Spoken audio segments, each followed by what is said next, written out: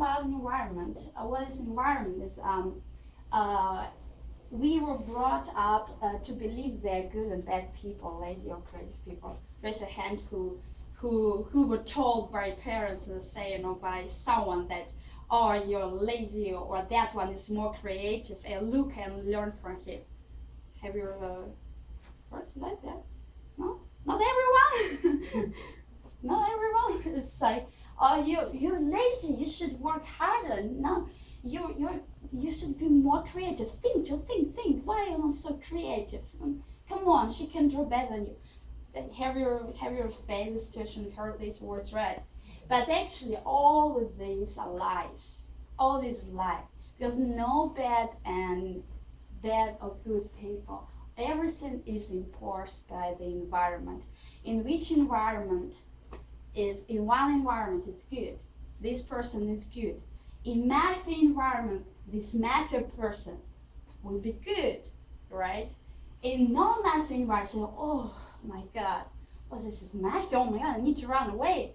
But for them, the environment is good. So each system produces different environments.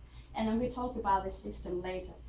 So actually, there is no bad and good people, no creative or lazy people. Everything is important in the environment. And everything is just say that people just create this image, but depending on the environment, depending on the language.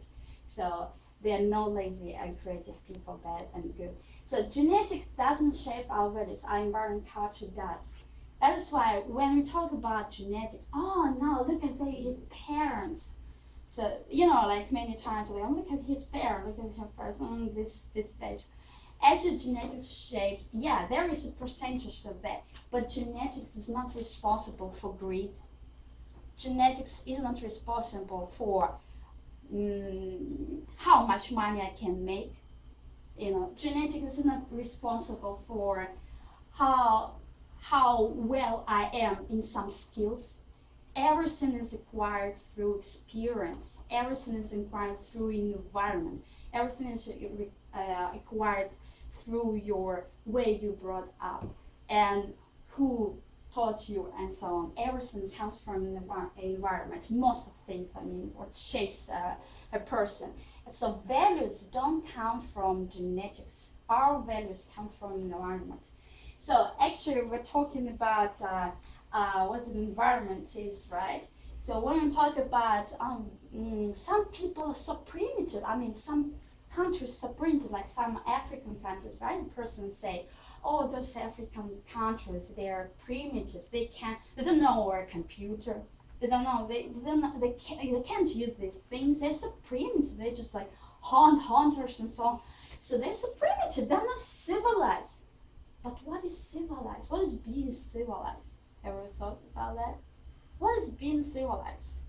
For them, they are civilized. For us, they are not civilized.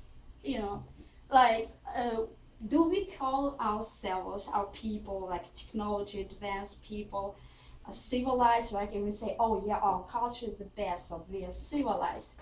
But we have army, police, war, poverty. If we were civilized, do you think we have all of this?